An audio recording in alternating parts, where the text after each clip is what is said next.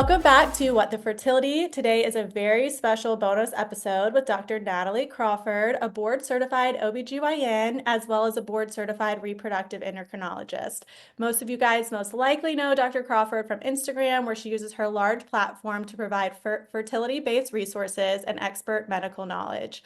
But what most of you might not know is that Dr. Crawford experienced her own infertility journey with reoccurrent pregnancy loss. She has recently published her first book, The Fertility Formula, which is now available for pre-order. I am so excited to dive in deep today and have this conversation. Thank you for being with us. Thank you so much for having me. It's an honor to be here. We're very excited to just learn a little bit more about you and how you got into reproductive endocrinology. I know that you have to go through OBGYN and then subspecialize in this. So I feel like I always like to start with that question of how, why did you get into the field of REI? You're opening a can of worms with me, and we could spend the whole time talking. So I'll try to be concise. I actually started in emergency medicine, so that's what I matched into out of medical school because I just loved clinical medicine. I loved the diagnostic challenge, the puzzle of what's going on. Let's figure it out. But when I started my residency, I very quickly realized that I wasn't getting what I needed out of medicine being an emergency room physician because I never got to see what happened. And I didn't realize how much I needed that relationship with the patient to be able to walk with them through a journey, see them to the end of the problem, to know what happened. And I quickly saw my peers in the ER were very different than I was. And I actually quit my residency 3 months in and told my program director, like, this is so wrong. And I don't know what I want to do. That's really the conversation I sat down. He said, okay, Nat, well, why don't, if you'll stay the year, while you figure it out, he goes, I'll be your biggest advocate. And he truly was. And, wrote me letters saying I'd keep Natalie if I could, but she's got a different journey and a different path. And so throughout that, I really started thinking about what it was that I wanted and was really drawn towards women's health to say, hey, here's an opportunity to really get to know patients and take care of them and see them through a problem. And almost immediately when I started over and started my OBGYN residency, I really had that strong desire. I always say it's the opposite of the ER, right? In the ER, they know, a little about everything, but they know so much. But you're always consulting the expert. And I was like, I want to be the person on the other end of the phone call. I want to say, I have the definitive knowledge on this, and you come to me and I'll help you with this and really see patients through that side of the journey. And because I guess I'm like an emotional, like masochist, I was like, what's the hardest, most emotional thing we can do? Let's do Infertility. infertility. Oh my Uh, gosh. oh, I know. And so, I decided really early in my residency that I mean, truly, I love that diagnostic puzzle. I love the hormones. It's really challenging. The tech is super cool, but really was the patient journey that really attracted me. But REI is hard to match into. There's only about 40 spots every year. So I started researching in the basic science lab while I was a fellow. I grew pituitary cells. It was beyond boring, but I did match then into fellowship. And that time period of fellowship was really what set the stage for what I do now, which is a lot of patient advocacy and education. And even though I say my day job is IVF, my, online job is really a lot about, natural fertility, advocating for yourself in your fertility journey, really understanding your body and what's going on. Because even though none of us can control the outcome, even in the perfect scenario, you can control the journey. And that's what we should be shooting for, is that we know what's going on in our body, what's normal. So we know what's abnormal. We know what we're doing, what we're testing, why we're testing it, what the plan is, why we're doing this treatment that we're doing.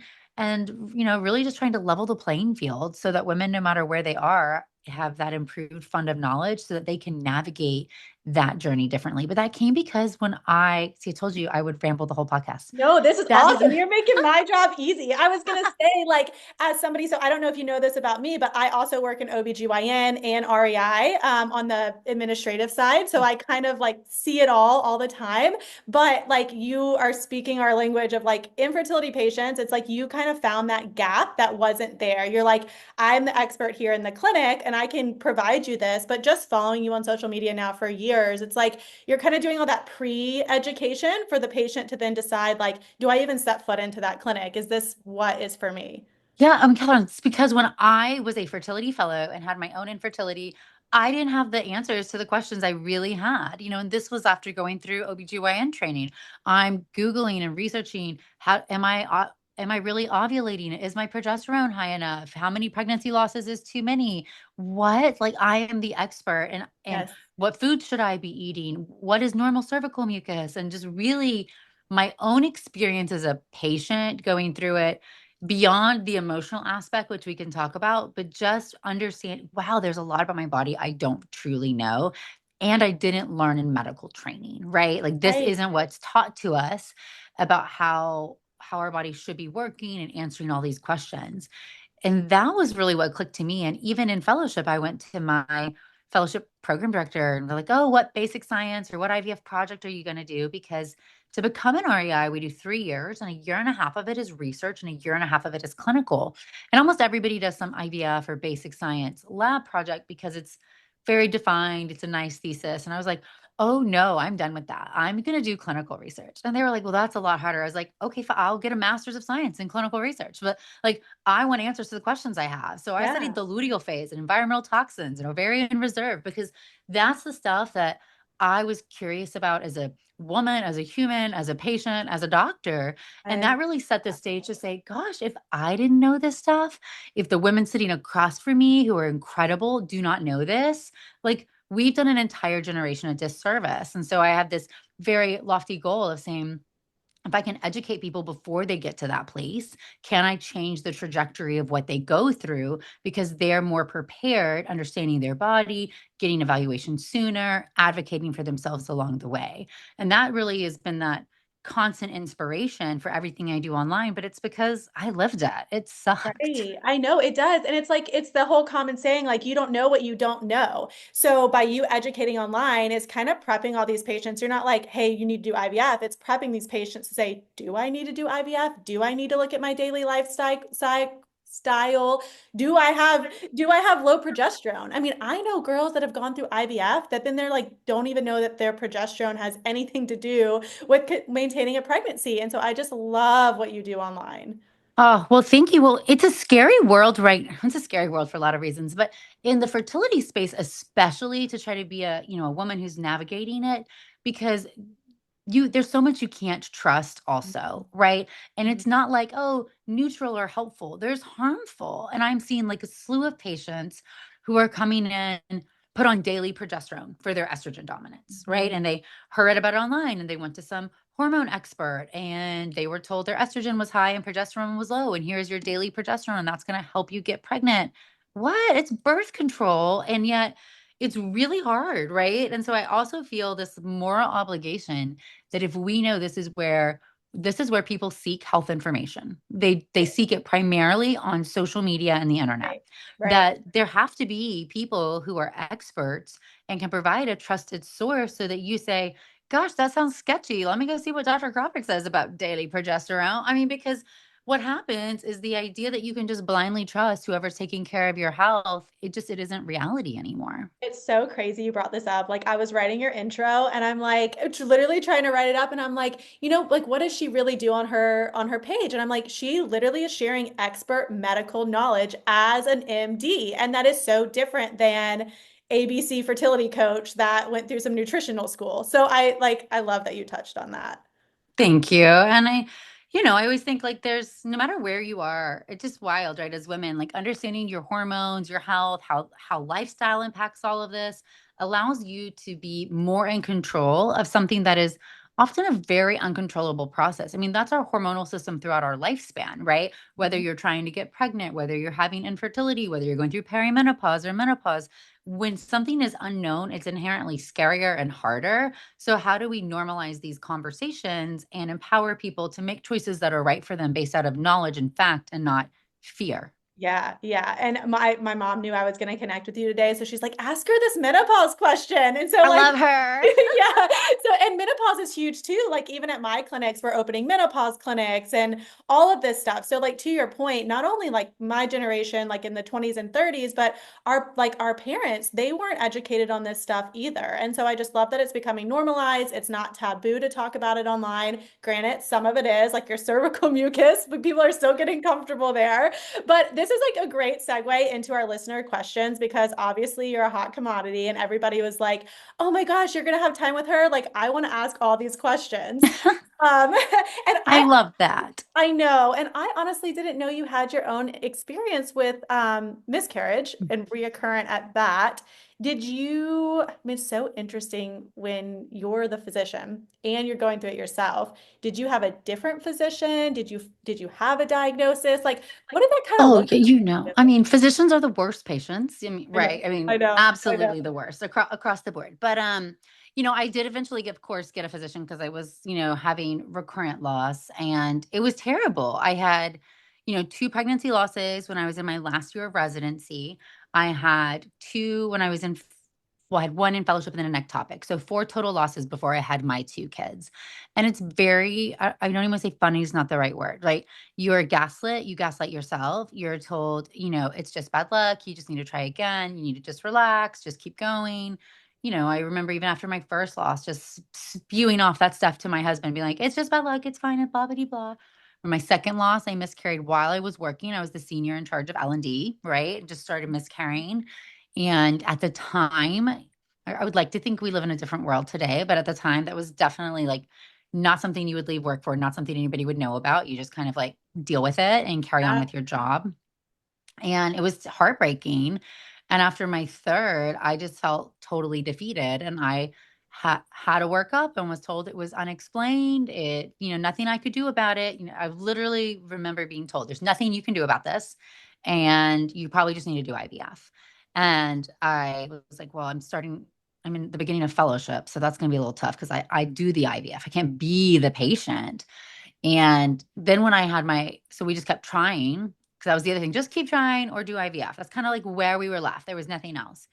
And realized that's when I had the ectopic pregnancy. I was at an all-time low, kind of correlating with this time where I was deciding what I was doing clinically, asking all these questions I didn't have the answers to, and started researching and thinking, one, oh gosh, there's a lot in my world that's inflammatory. I remember like taking out everything in my kitchen, changing our diets, and saying, if we have to do IVF, I'm not going to be able to do it this year because I'm the clinical fellow, so I'll have to right. wait.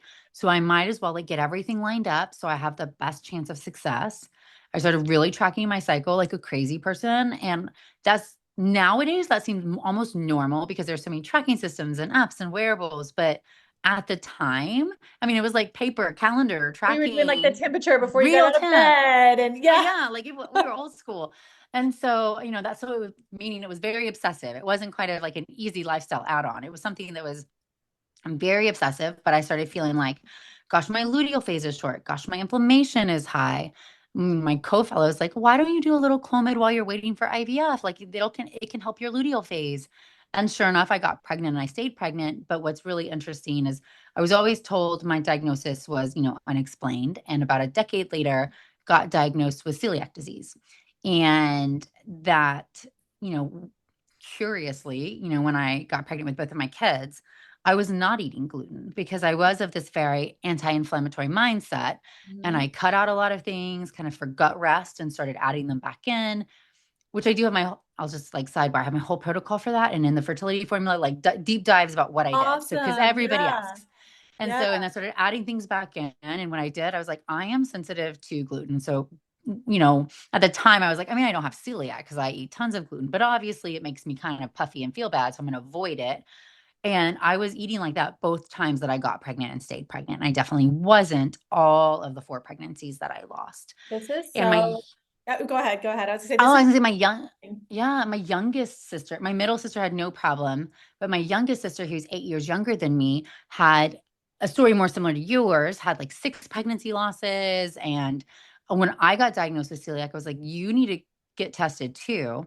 And sure enough, she has it. And then she stopped eating gluten and got pregnant and stayed pregnant right away. see, that's And wild. Like my story is we're in the exact same boat. Unexplained. It was expected management or IVF. If your timeline, if you want to do it, do IVF, the whole thing. I did IVF and miscarried. I got one 5AA embryo, did all the things. oh, That was our sixth loss. And not to end your story there, because I definitely want to hear about your sister. But for me, when I finally got pregnant with my first daughter, who's now almost 3, I was increasing my protein intake. I was all diet based. I was looking at increased hydration. I was really conscious of like the AIP diet, all that kind of stuff. And again, for you and I, like we didn't have diagnosis. So at the time, like I don't know, was that it? Was it not? Or was it just quote unquote the luck?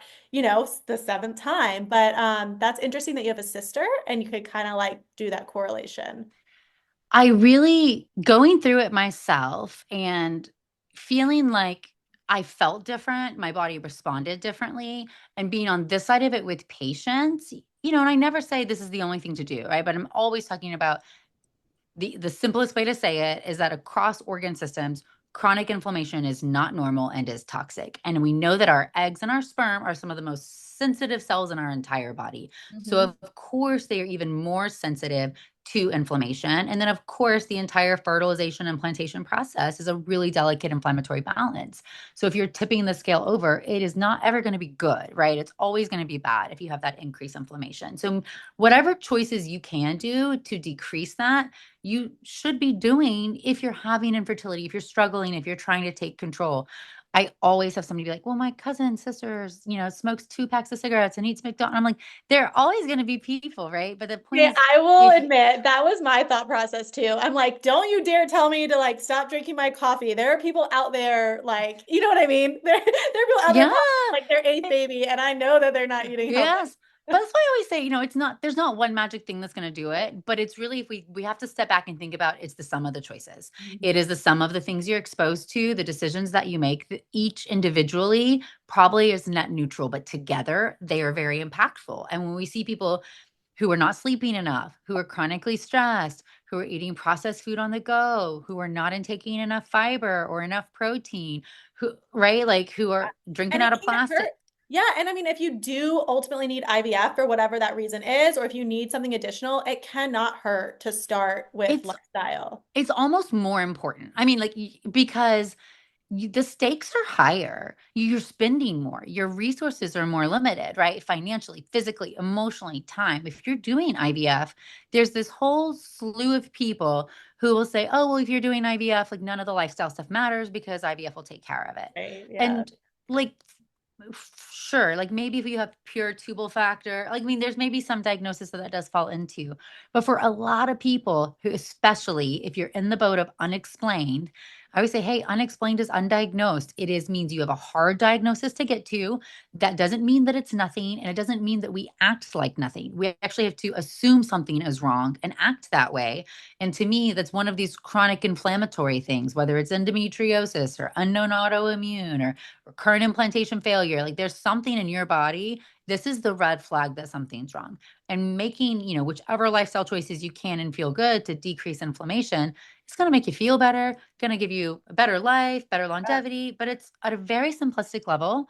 It's going to improve your gut health, which is your inflammation, your insulin resistance, how your brain interprets your hormones, how it sends out signals and makes hormones, and your ability to get and stay pregnant. It's going to make all of that easier.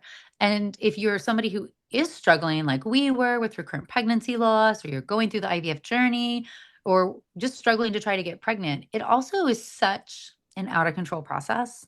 It's Mhm. one of the worst things to experience because it causes you to question so much about who you are, what your future is going to look like. It's so isolating. But the lack of control I found to be personally so devastating. And I think there's something to be said for controlling what you can and feeling really confident in that. I think that's why we search for accurate health information because we're desperate for some piece of control. And so by saying, and that's why to me in the book, it was so important. I mean, half the book's about lifestyle, inflammation, giving a plan, because it's a book about facts and periods and hormones and tracking your cycle is great and helpful and needed. But really, the question is, well, what are we going to do about all of this? And Right. right. And Right. that's really why, I was so passionate about that's what this book is going to be. It's not just a book of facts, it's actionable. So it's actionable, empowering, and educational.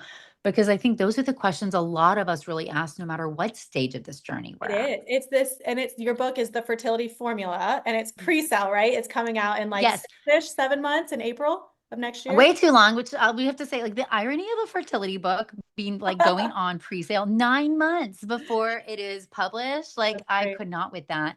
Actually, because of that, I told my publishers that we had to like I was like, the infertility community is going to not be accepting the fact that this book doesn't come out for so long. We're waiting for And all so the other things. Yeah. well, it's almost I mean, yeah, it's really tough. Like you want answers right now, especially if you're deep on it. And so that's why if you are going through and you do pre-order, you'll get the book when it comes out in April, but you'll also get I have a 30-page guide that we've created that's like a hormone lifestyle bonus. It's going through all of these lifestyle facts that we're talking about and giving you actionable tips to implement right away, but also access to my IVF course because especially for the infertility community who's in IVF right now, wants to make some of the lifestyle changes, but really I want you to prepare for your IVF journey right now as well. And so if you do pre-order, you can go to my website, nataliecrawfordmd.com/book and put your pre-order info and you'll get that pre-order bonus right away. So I think How that's at awesome. least something to help you right away as we're Yeah. waiting for the book to come out. Yeah, I'll put that in the show notes as well. Thank And you. I was just gonna say that was the whole reason we started the podcast because I shared a little bit on like my personal socials and I was getting all of these questions and DMs and I'm like, I can speak to my experience. Again, I'm not an MD, you are. I can speak to my experience, but what I was doing is I was like doing these one-off connections of I knew this girl that kind of went through that or I knew that girl and Yeah. let's just get it like in this big space where we can have professionals on, we can have resources on that can answer some of these questions. And for our listeners now that can like hear this, that you have this IVF course, you have this guide, you have this book, it's just another resource for people to invest their time in to kind of like advocate for themselves as they try to like build their family. I love it. And I love that you have the podcast and everything that you do because there's so much we can learn from each other and from people's stories, which are so important and impactful. And especially to the people who are sharing them in real time. Like, I am just in awe and amazed. I mean, I definitely share my story now, but I did not in real time. I was not on the internet then because I'm so old. However, it's a different level of vulnerability. It's breaking down barriers and infertility in the community. It's showing people what it's like to go through and really changing the narrative. So, to all of your, guests who've come on and listeners, who are doing that, that is by no means required, but it is just meaningful. And I think people should know how powerful their words are. I completely agree. So, talking about our guest, let's jump through some of these questions. Let's do it. It's so funny. Right before I hit record, your ops director was on, and she had her Aura ring on. And I don't know if you can see, I'm literally testing it out. This is like the Oh, sizing. the sizer. I've been wearing the sizer all day and I've been like shooting content and I'm like, oh my gosh, this is like the weirdest looking ring. But anyways, with all of that said, our listener questions about wearable devices. I Yes. I used Mira a little bit during my time trying for a second, but I never used any type of tracker before then. And I know we had recently or like before we had talked about you were like basal body temp with a thermometer. What are your thoughts on that? I mean, I think a lot of people feel like maybe they're necessary, but Yes. So there is a lot of valuable information from tracking your cycle, regardless if you're trying to get pregnant or not, right? It is the only thing that's giving you good data about some of your hormones, understanding the follicular, the luteal phase. What we know is that people who rely just on an app that has a calendar based tracking method is that those can be, inaccurate the vast majority of the time. One study showed that if they use the calendar method only, apps are only accurate 20% of the time at detecting ovulation in the fertile window. So that's the worst to me, like using inaccurate data to try to make decisions. What the decision whether you want to use a wearable, which is a more sensitive temperature tracking device, if you want to use a, urinary based detection system, there's plenty of those that exist. Or if you want to track your cycle with, fertility awareness methods, things like cervical mucus that don't cost anything. I did a Speaking of research, so I did a paper back when I was in fellowship because this is a good question. And I looked at if you used, basal body temperature or ovulation predictor kits or cervical mucus, if one was better than the other when it came time to get pregnant. And what it showed is that anything was better than nothing. It showed that two things were better than one, but none of it mattered what it was. It was just about knowing your cycle and knowing timing. So I think this is really empowering because it gives you personal preference on what you want to do. I love if you have the resources for wearables that track temp. I think they're a very easy way to integrate cycle tracking in a way that's not like how obsessive like I did. and 10 out of 10 don't exhausting. recommend. 10 Yeah, out of it 10 don't becomes recommend. yeah, it becomes like yeah, it's Is just a that the lot. nadir or not? Yeah. I don't know. I Yeah, mean, it's like, like just you're not allowed to no. get out of bed. Take your temperature before you move an inch. Yeah, and this is where technology has improved because a lot of the, algorithms of drawing a cover line and deciding like when it detects it is just a lot of brain space. And if you're trying to get pregnant or have infertility, your brain space is pulled in a lot of different directions. So Yep. I love that there are wearables and different ways to track your temp that's using, the algorithm within the tech to make that easier. Doing that and combining it with cervical mucus is a really great option, or cervical mucus and ovulation predictor kits. I think that can be a really nice one. Very often, if you have really regular cycles, you don't need to take them as long as the pamphlets or the packets say. For the vast majority of people, the daily urinary hormone trackers are probably much overkill than what they really, really need. Those tests are not, diagnostic levels, meaning they're not really telling us it's a urinary metabolite. But see, it can help you see trends, and you can, start to notice. I feel like I'm ovulating really earlier than I was, or my luteal phase is looking short. So I'm not negative on those, but they do cost more money, and they can cause similar obsession like I used to Yeah. have with the thermometer, but now it's peeing and checking every day. But if you love that, people like data, I think it falls into the same paradigm. Tracking your cycles is helping utilize your menstrual cycle as a vital sign. Whether that is I want to get pregnant or I just want to understand my hormonal health, your hormones are a sign of your overall health. When you have chronic stress or inflammation, the hypothalamus in the brain is not going to interpret hormonal signals well or send them out well. And if you start learning how to detect these subtle signs, I always say, I like to envision ovulation disorders on a spectrum where you have perfectly regular textbook ovulation. And then the first stage of abnormal is a short luteal phase. Mhm. So you still have regular cycles if you're just looking at cycle day one to cycle day one. The next phase starts to be a change in your follicular phase, which can be shorter or longer, but the same rules might apply. They may be regular, but it's a change from your baseline, and it's not the best ovulation you can have. And Right. then you start seeing these irregular cycles, missing months, and eventually amenorrhea or no period. But if we can detect abnormalities back here and these subtle changes, this is going to help us target treatment. This is going to help us understand what to do. This can be correlated with red flags, what other things we should look at, like what may be going on. As somebody went through it, the unexplained, it's all normal, just do nothing. That answer was so unsatisfying for me. And it's one thing that I always frame to patients. If we do get an unexplained diagnosis, is that, hey, this tells us that all the easy things to test are normal. We need to look for some harder things. We still may not get to an answer, but just keep on in the same way is not going to be the treatment, right? We're going to change certain things and approach this because we say, hey, we're not normal. We're actually so far at the other end that something's not working, and we need to have a different mindset about how we approach that.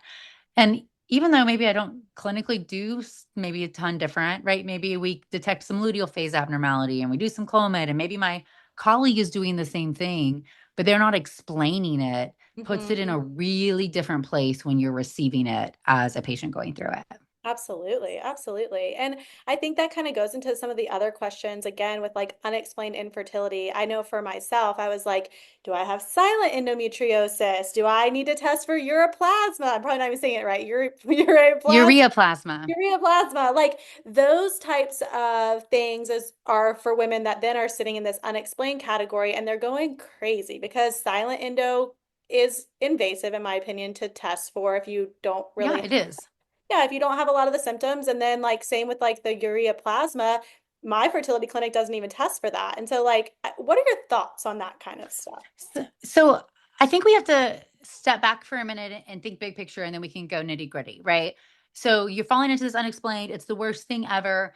There are circumstances where getting to a diagnosis at the sake of everything else is maybe what we do. It's probably not, though, because most patients that I see, our goal is to get to a baby and get to a baby fastest. So let's use silent endo, for example, right? So endometriosis, we know this is a chronic inflammatory disease where your body responds abnormally to a normal process. Like to view it on the autoimmune spectrum, it is extremely invasive. You only can classically get a diagnosis with surgery.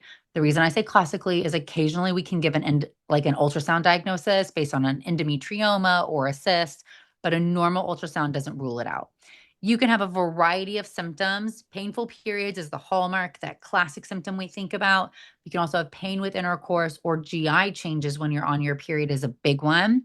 But if you have painful periods, you're probably accustomed to them. And what I find is that women are so tough. They often say they're not that bad. Mhm. Right. And, one good marker to kind of think about is, well, how were your periods when you were a teenager? Because when you're a teenager and you didn't have anything else to compare it to, often your experience is a little bit more pure. And if you say, I would go home from school, or, Yeah. I would stay, like, that is a very high positive predictive value that you actually do have endometriosis. So there are circumstances where sometimes I say, like, we should go to surgery and diagnose this. And that's going to be, if the rest of the tests are normal, if you're really young, if, potentially you just want one child. We know that, diagnosing endometriosis with surgery and removing it temporarily improves your fertility. It can significantly improve your pain. So I guess I should also say, doing surgery for quality of life or pain symptoms is a completely different scenario. If we're just looking through the lens of fertility, it is sometimes recommended and sometimes not. But I approach all treatment different if you have endometriosis. All IVF cycles are different. And so I sometimes review things with patients and say, hey, you might have this, or I think you do, or in case you do, we're going to, have this presumed or possible endometriosis diagnosis. And I'm going to use this type of protocol, and we're going to do this just so we know we're covering it. I like And so that.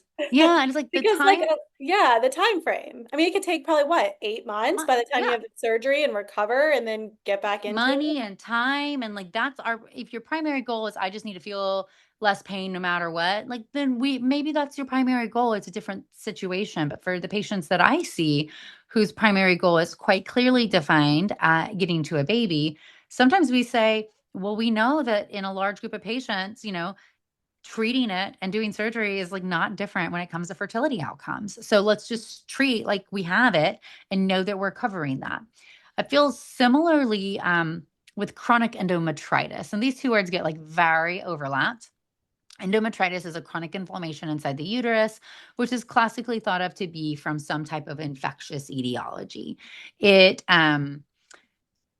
there are people who do, uterine endometrial biopsies over and over again and send off the cells and see what grow. And then they treat with antibiotics, and then they biopsy again, and then they treat with antibiotics, and they biopsy again. And I've seen patients get on these very extensive journeys of endometrial biopsy and treatment. I've seen people have scarring from an endometrial biopsy when it's done over and over. So it's another one of those things that's like not necessarily benign. It takes a lot of time.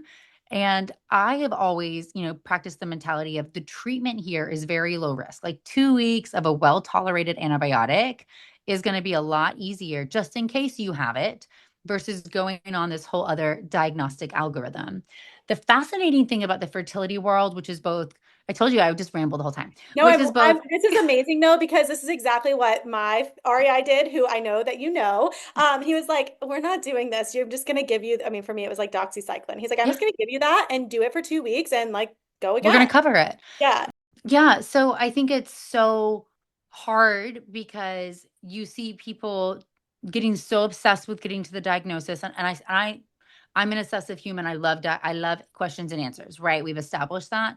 But to do it at the detriment sometimes of the goal is not always in our best nature or needed, right? And one of the bigger problems is that in the fertility industry in general, technology is advancing faster than scientific literature, and companies want to make money. So we have to be very mindful about the onslaught of tests that might prey and take advantage of patients who are looking to get pregnant, looking for answers. And, not there's this mentality that, oh, testing's never hard. It's just going to give me more answers and it's never going to be harmful.